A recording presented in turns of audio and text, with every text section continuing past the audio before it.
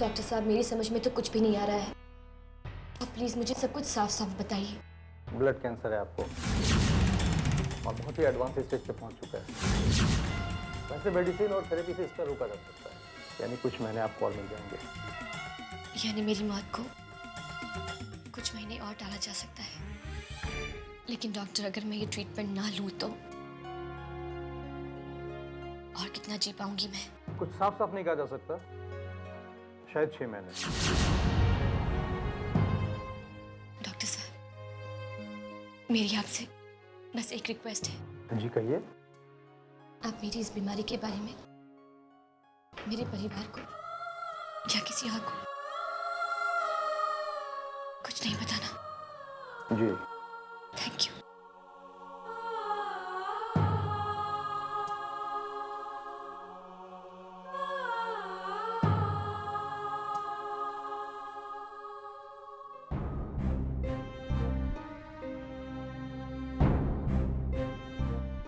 अरे क्या कहा डॉक्टर ने? डॉक्टर ने कहा कि बस थोड़ा स्ट्रेस है और कुछ नहीं। कुछ मेडिसिन दिए। I have to take care. Thank you so much. Nimmo, तुम इतनी टेंशन में किस बात को लेकर हो? टेंशन? आजकल टेंशन में कौन नहीं होता। एक्चुअली कुछ पर्सनल प्रॉब्लम्स है इसलिए। मैंने तुम्हारे पापा के केस के बारे में सुना है, वो फर्नीचर शोरूम जलने के केस के बारे में। उसमें मेरे पापा की कोई गलती नहीं है। आप इस केस में हमारी मदद कर सकते हैं। मैं जानता हूँ तुम्हारे पापा की कोई गलती नहीं हो, पर तुम्हारे पापा ने जो किया वो कानून के खिलाफ जा सकता है, और मैं ऐसा कोई काम नहीं करता जो कानून के खिलाफ। I am sorry.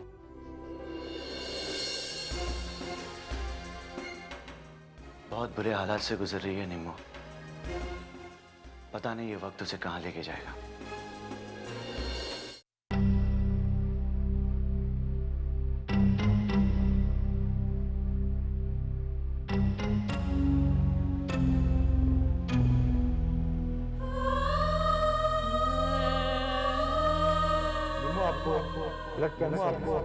Blood cancer और मुझे ये बताते हुए बहुत अफसोस हो रहा है कि बहुत एडवांस और आपके पास समय बहुत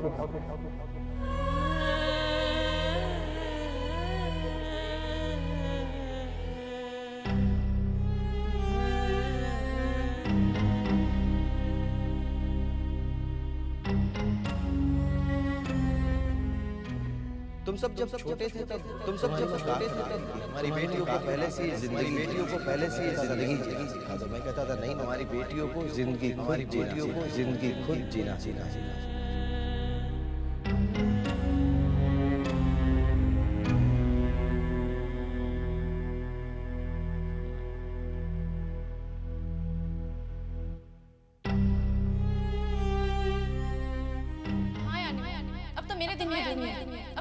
एक बार बस मैं सेलेक्ट हो जाऊं, एक बार बस मैं सेलेक्ट हो जाएगा, फिर उसके बाद तुझे संभालेगा।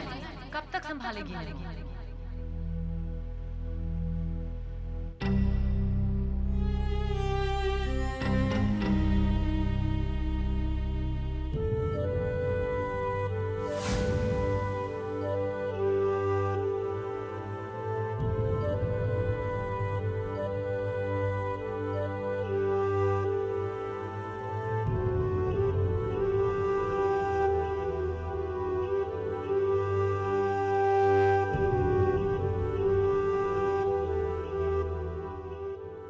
मुझे प्रॉमिस करो,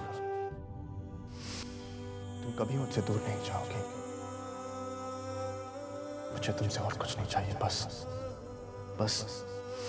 तुम्हारा साथ चाहिए।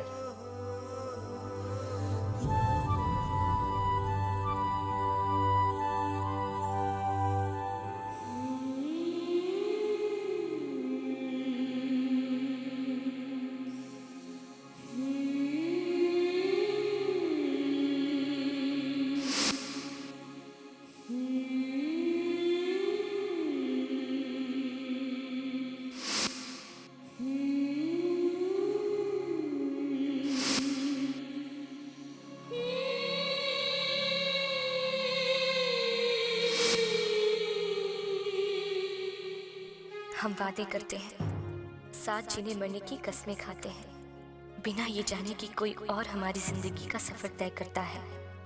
आज जब मुझे अपने सारे वादे टूटते नजर आ रहे हैं, तो अफसोस एक ही बात का हो रहा है कि मैं किसी के लिए कुछ भी नहीं कर पाई। इतनी बदकिस्मत हूं कि खुशियां देने के बजाय ऐसी परेशानी और बदहाली में सबको छोड़कर जा रही हूं। मेरे परिवार पर मुसीबतों का पहाड़ टूट पड़ा है। ऐसे में मैं उनको ये खबर कैसे दे सकती हूँ कि मुझे ब्लड कैंसर है। वो तो जीते जी मर जाएंगे। आई एम सॉरी,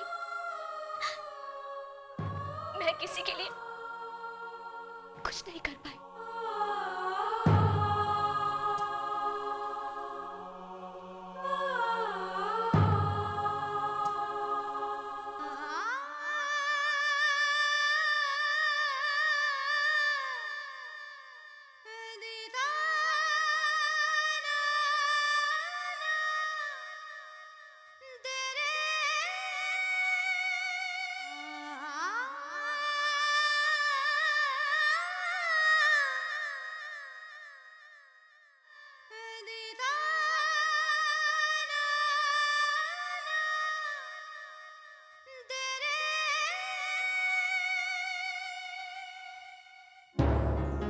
कौन कहता है कि तुम किसी के लिए कुछ भी नहीं कर पाई?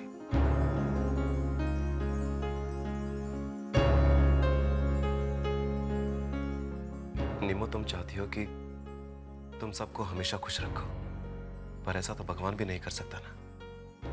तुम्हें पता है इस पूरी दुनिया में सबसे खुशकिस्मत इंसान कौन है?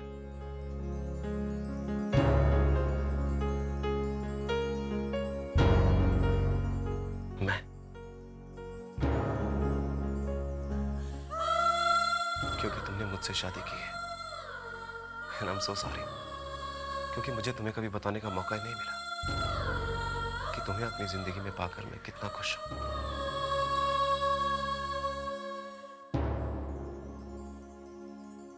आज मैं तुम्हें बताता। हाँ, मेरे साथ।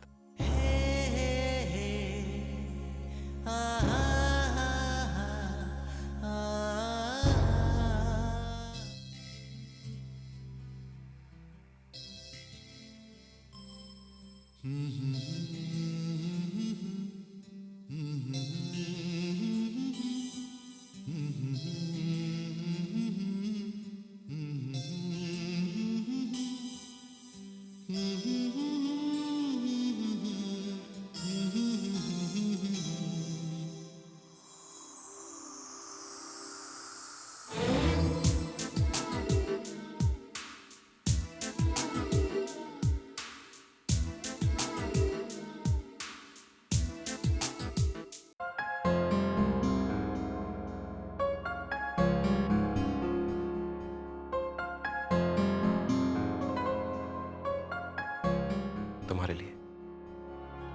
पता है निमो, तुम्हारे चेहरे से भी ज्यादा खूबसूरत एक चीज है। ये फूल नहीं, तुम्हारा दिल। ये सारा खाना मैंने खुद बनाया है, क्योंकि मुझे पता था कि तुमने सुबह से कुछ नहीं खाया है। राइट? मैं खिलाऊं?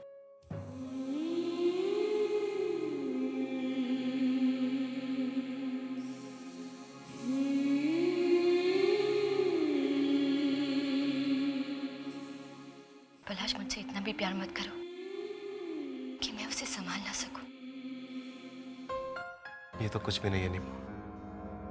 तुमने अभी तक मेरे प्यार की गहराई देखी कहाँ है? वो तो शादी के तुरंत बाद इतनी सारी प्रॉब्लम्स हो गई। मेरी वजह से तुम्हारी फैमिली इतनी मुसीबत में आ गई। सब मेरी गलती थी, पर तुम चिंता मत कर। तुम देखना, मैं सब कुछ ठीक कर दूंगा। और तुम इस वक्त उस बारे में मत सोचो, और बस मुस्कुराती रहो।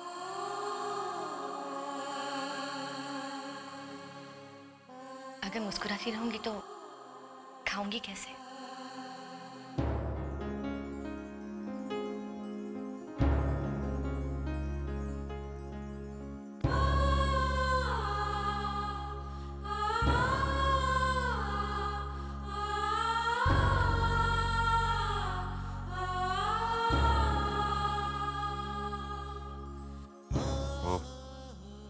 मैंने तुम्हें जब उन तस्वीरों के साथ देखा, मैं समझ गया कि तुम अपने परिवार को बहुत मिस कर रही हो। और करो भी क्यों ना, इतना प्यारा परिवार जो है तुम्हारा, इतनी अच्छी फैमिली तो बहुत ऊंचे नसीब वालों को मिलती है। मेरी किस्मत कितनी अच्छी है, ये तो मुझे उस दिन पता चला जब तुम मेरे परिवार का हिस्सा बने। तुम्हें पता है, मैंने अपने परिवार की एक तस्वीर बना रखी है। उसमें तुम हो, मैं हूं और हमारे 2 छोटे छोटे बच्चे, एक लड़का और एक लड़की। लड़की बिल्कुल तुम्हारे जैसी होगी। कितने मासूम है तुम्हारे ये ख्वाब, पर मैं चाहकर भी इन्हें सच नहीं कर सकती। मैं तुम्हें कुछ नहीं दे पाई और कुछ दे भी नहीं पाऊंगी। इससे बड़ा अफसोस मेरे लिए और क्या हो सकता है। निमो, मेरी हैसियत तो ज्यादा नहीं है, लेकिन मैं तुमसे वादा करता हूं कि मैं तुम्हारी जिंदगी में हर वो रंग भर दूंगा जिसका सपना इन आंखों ने देखा है।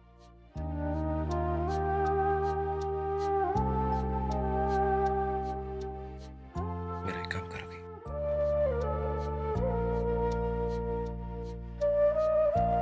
मैं जस्ट क्लोज योर आईज लेकिन प्लीज।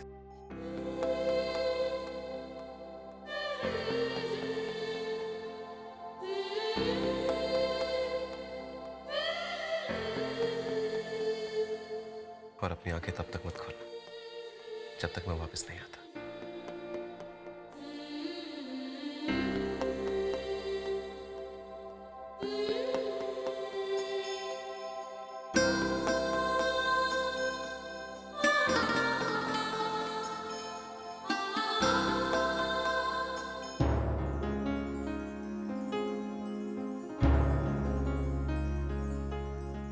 पलाश, ये पलाश, ये साड़ी खरीदी नहीं, मेरी माँ की, उनकी आखिरी निशानी। बस इसे देखकर उन्हें याद कर लिया करता। निमो, मेरी माँ मेरे अतीत का हिस्सा है और तुम मेरे भविष्य का। थैंक यू सो मच पलाश। इससे खूबसूरत गिफ्ट मुझे इस जिंदगी में दूसरा नहीं मिल सकता।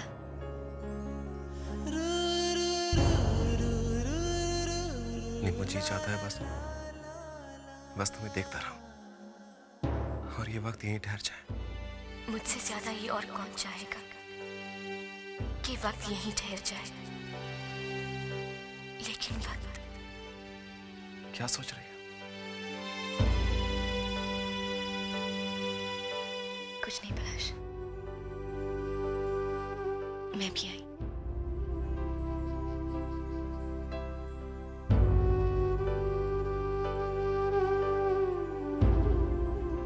स्वाति, गुड न्यूज, हवा बिल्कुल अच्छी हो गई हैं और आज आपको डिस्चार्ज किया जा रहा है।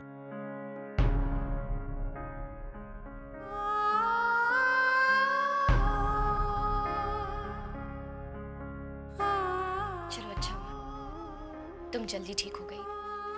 मैं तुम्हारी तकलीफ समझ सकती हूँ। आई एम सॉरी, हम बच्चे को नहीं बचा सके। चलो घर चलते हैं, मैं तुम्हारा सामान पैक करती हूँ। मैं घर नहीं जाना चाहती। घर नहीं जाना चाहती तो कहाँ जाओगी स्वाति? कहीं भी जहाँ पे मुझे कुछ शांति मिल सके। ये कैसी बातें कर रही हो स्वाति? मैं कुछ गलत नहीं कह रही निम्मो। क्या है उस घर में? परेशानी, पैसों की तंगी। इसलिए तो मैं उस वक्त लंदन चली गई थी और अब मुझे फिर से मौका मिला है। मैं अब सिर्फ अपने बारे में सोचना चाहती हूँ। मैं बस अब उस घर में नहीं वापस जाना चाहती। स्वाति, अब तुम छोटी बच्ची नहीं हो कि सिर्फ अपने बारे में सोचोगी। स्वाति, तुम चली जाओगी तो मम्मी पापा का ख्याल कौन रखेगा? घर को कौन संभालेगा? कोई तो होना चाहिए ना घर को संभालने के लिए, क्योंकि मैं तो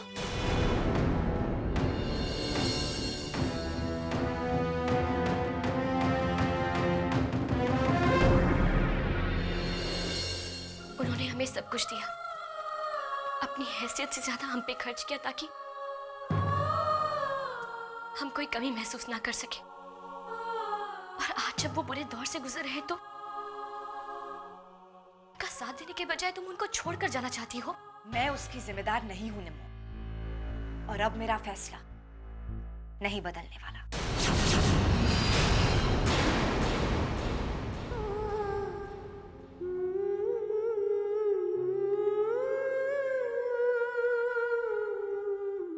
स्वाति तुम इतनी सेल्फिश। हाँ हूं मैं सेल्फिश, लेकिन मैं वहां जाकर भूखी नहीं मरना चाहती। 3 दिन के इस एग्जीबिशन में 250 करोड़ रुपए की एंटीक ज्वेलरी पब्लिक को दिखाई जाएगी। इस ज्वेलरी को चुराने की लगातार कोशिशों के मद्देनजर इस बार यह एग्जीबिशन सैगल हाउस में कड़ी सुरक्षा और इंतजामों के बीच हो रहा है। मैं तो सेल्फिश हूं ही ना, लेकिन तुम तो हमेशा दूसरों के लिए जीती आई हो ना, तो फिर तुम अपने परिवार के लिए कुछ क्यों नहीं करती? दादी तुम्हें बहुत चाहती है ना, तो फिर तुम दादी को कुछ करने के लिए क्यों नहीं कहती? वैसे भी कुणाल यहाँ पे है नहीं। इस एग्जीबिशन में मदद के लिए शायद दादी तुम्हें एग्जीबिशन हॉल में बुला ले। अगर तुम हमारे परिवार को इस प्रॉब्लम से बचाना चाहती हो, तुम ये ज्वेलरी क्यों नहीं ले लेते?